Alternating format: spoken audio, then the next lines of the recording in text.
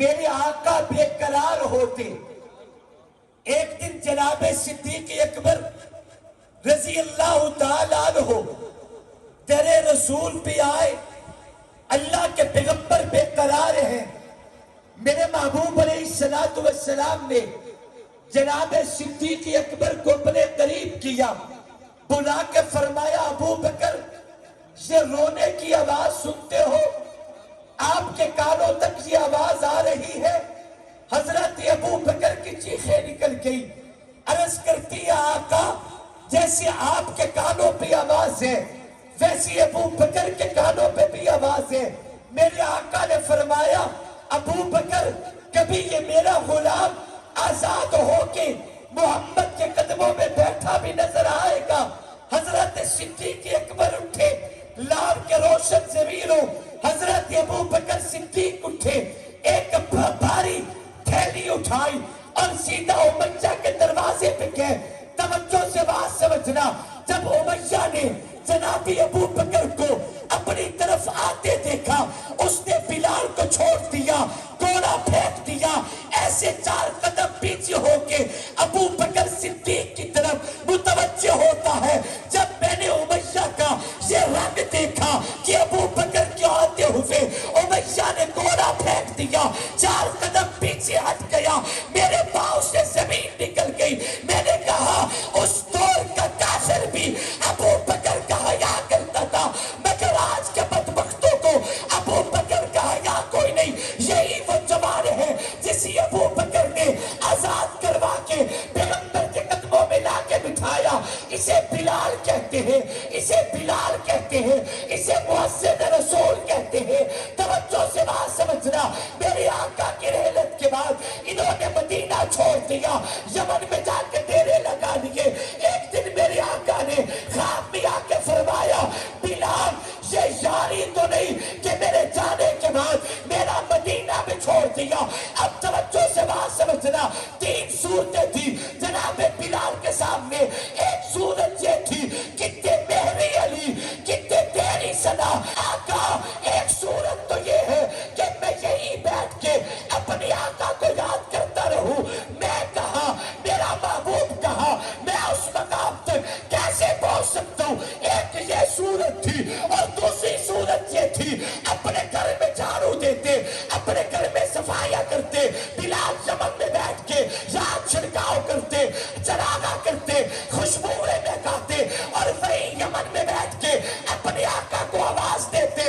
سنا ہے آپ ہر عاشق کے گھر تشریف لاتے ہیں, میرے گھر میں بھی ہو جائے چراغا یا رسول اللہ. اے بابا اگر یہ بات بلال کرتے تو بات عقل کو لگتی تھی, بلال کہتے تو بات عقل کو لگتی تھی, مگر جناب بلال نے اس پہ بھی عمل نہیں کیا. حضرت بلال اٹھے, مدینے کا رخت سفر باندھا, مصطفیٰ کی خدمت میں آئے, آقا کے قدموں میں آئے, در رسول پہ حاضری دے کے دنیا کو شرک دیا ہے. جو ہوتا ہے عاشق وہ جاتا ہے در پر, نبی کو وہ در در بلاتا نہیں ہے. ادب نبوت سے ہے کہ مصطفیٰ کو اپنی طرف بلایا نہ جائے, بلکہ گھر بار چھوڑ کے در رسول پہ جایا جائے.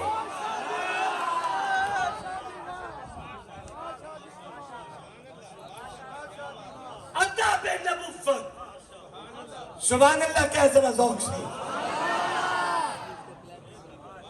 ان 3 اہم اور خاص مقامات پہ بھی مصطفیٰ کو بلایا نہیں.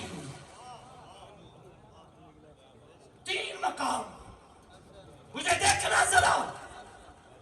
انبیاء سابقین کو اللہ نے علوم الہیہ سے نوازا تو جو دینا تھا بلا کے دیا.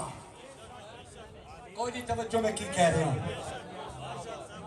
جسے دینا تھا, جتنا دینا تھا, جب دینا تھا, اللہ نے جو دینا تھا رب نے بلایا تب دیا. موسیٰ دور پہ آؤ گے تب دوں گا. موسیٰ آئے تو رب نے تورات دی. عیسیٰ بس اپنے معبد خانے میں آؤ، مقام خاص پہ آؤ گے تب انجیل دوں گا۔ حضرت عیسیٰ آئے تب اللہ نے انجیل عطا کی۔ حضرت داؤد کو فرمایا زبور لینا چاہتی ہو، آؤ، چل کے آؤ گے تو دوں گا۔ عقل کا تقاضا ہے، اگر بلانا اچھا ہوتا رب قرآن دینے کے لیے انبیاء سابقین کی طرح مصطفیٰ کو بلا لیتا، مگر قرآن دینے کے لیے بھی رب نے بلایا نہیں ہے، قرآن اور جبریل کو در رسول بنایا ہے۔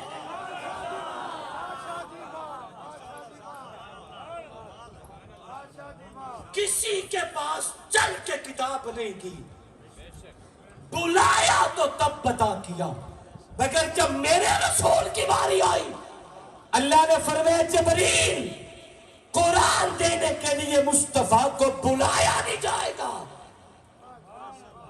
جایا جائے گا۔ یہ ادب نبوت ہے، حتیٰ کہ اگر تھوڑی سی توجہ کریں اللہ نے فرمایا جبریل چونکہ بلانا نہیں جانا ہے، آج تک جبریل کسی عورت کے بستر پہ نہیں گیا، مگر یہاں رب کہتا ہے کہ میرے محمد کو پھر بھی نہیں بلانا، میرا نبی اگر عائشہ کے بستر پہ بھی ہوگا تو تب بھی قرآن لے کے وہاں جائے گا۔ قرآن جیسی دولت دینے کے لیے بھی جایا جاتا ہے۔ اللہ نے یہاں بھی نہیں بلایا۔ نمبر 2، انبیاء سابقین میرے آقا سے پہلے گزرے، مصطفیٰ کو رب انہیں ملوانے کے لیے محبوب کو ان کے پاس رب لے جاتا تو بات عقل لگتی تھی۔ شان میں بے شک پیچھے ہیں، مگر آدم ابا تو ہے نا،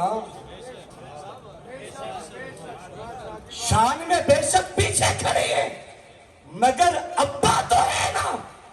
رب نے انہیں ملوانے کے لیے بھی مصطفیٰ کو وہاں نہیں پہنچایا، بیت المقدس میں انبیاء کو بلایا۔ نہیں، میں اس سے بھی بڑا جملہ کہنے لگا ہوں، اگر آپ میرے ساتھ جڑیں گے تو میں کچھ کہوں گا، ورنہ تکلیف لے کے میں چھوڑ کے چلا جاؤں گا۔ پوری کائنات جنت جاتی ہے، میری آقا کا فرمان مدنی کریم صلی اللہ علیہ وسلم نے اعلان کیا کہ قبر جنت کے باغوں میں سے باغ ہے یا جہنم کے گڑھوں میں سے گڑھا ہے۔ کیا مطلب؟ اگر ایمان سے خالی جاؤ گے تو تیری قبر جہنم ہے، اگر ایمان لے کے جاؤ گے تو مومن کی قبر بھی جنت۔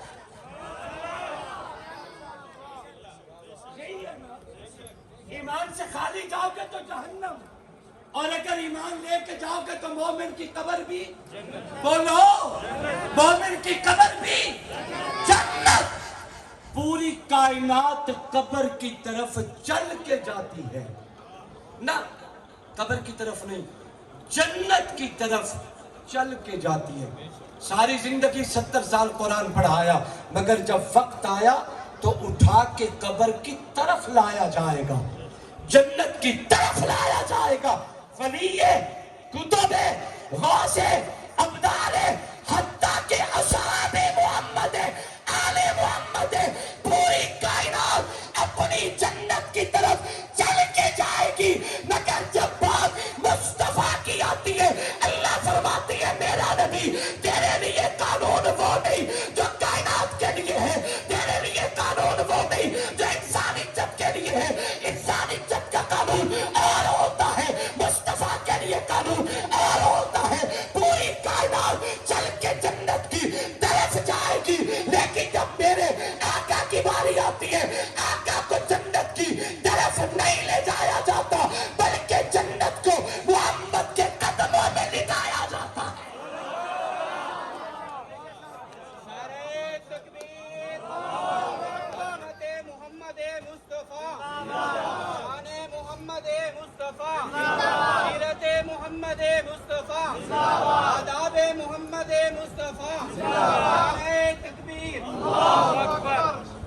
نبی جہاں جان دیتے ہیں اسی جگہ پہ نبی کا مدفن ہوتا ہے، نبی کو منتقل نہیں کیا جاتا۔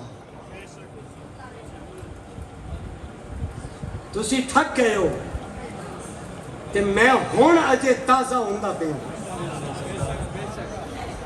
میں اجے ہون تازہ ہوندا پہ ہوں۔ توجہ کر، نبی جہاں انتقال فرمائے وہی نبی کا مدفن ہوتا ہے، منتقل نہیں کیا جاتا۔ امت کے لیے ہے کہ منتقل کرو، گھروں میں قبریں کوئی نہیں بناتا۔ انسانیت کے لیے قانون ہے کہ گھروں میں قبریں نہیں بنتی، چاہے جان سے بھی بڑھ کے پیار ہو، گھروں میں قبریں نہیں بنتی، منتقل کیا جاتے۔ مگر نبی کے لیے یہ نہیں کہ منتقل کرو، نبی جہاں انتقال کریں گے وہی قبر بنے گی، اس لیے کہ انسانیت جنت کی طرف چل کے جاتی ہے، مگر جہاں جنت مصطفیٰ کے قدموں میں لائی جاتی ہے۔ ایک سردار ہے، اور مجھے دیکھنا میں جو جملہ کہنے والا ہوں اس پہ غور کیجئے۔ میرے آقا نے فرمایا کہ میرا منبر میرے حوض پہ ہے، فَمِنبَرِي عَلَى حَوْضِي، میرا گھر میرا منبر یہ جنت کا ٹکڑا ہے، اور میرا حوض میرا منبر میرے حوض پہ ہے۔ اکثر حضرات نے یہی فرمایا کہ قیامت کے دن حوض کوثر پہ میری آقا کے اسی منبر کو لایا جائے گا، لیکن حافظ ابن حجر نے عجیب جملہ کہا، فرمایا نہیں نہیں، حوض کوثر پہ نبی کے منبر کو نہیں لایا جائے گا، بلکہ حوض کو محمد کے منبر کے نیچے بہایا جائے گا۔ منبر نہیں منتقل ہوتا، حوض کو لایا جاتا ہے، انہیں بلایا نہیں جاتا، ان کی خدمت میں آیا جاتا ہے۔ یہ منبر پتہ کیا ہے؟ تھکے بیٹھے ہو، منبر پتہ کیا ہے؟ یہ جو منبر ہے نا مسجد نبوی کا، میرے آقا کا منبر، اس پہ قیاس کر لیں جو رسول کا منبر تھا۔ اس منبر سے پہلے ایک اور تھا جس پہ ہاتھ رکھ کے محبوب خطبہ ارشاد فرماتا۔ وہ کیا تھا؟ زور سے، کھجور کا